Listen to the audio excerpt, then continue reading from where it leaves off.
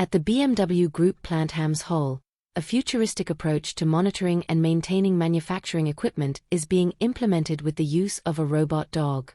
This highly advanced robotic system is designed to scan and oversee the intricate machinery used in the production of automotive components, enhancing efficiency and safety within the facility. The robot dog, equipped with cutting-edge sensors and cameras, patrols the plant autonomously. It can navigate through narrow and complex environments that are typically challenging or hazardous for human workers. Its primary role is to conduct routine inspections and surveillance, capturing real-time data about the condition and performance of the machinery.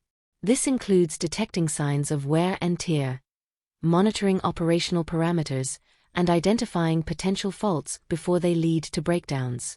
This innovative use of technology not only optimizes maintenance schedules but also significantly reduces downtime and increases the lifespan of the equipment.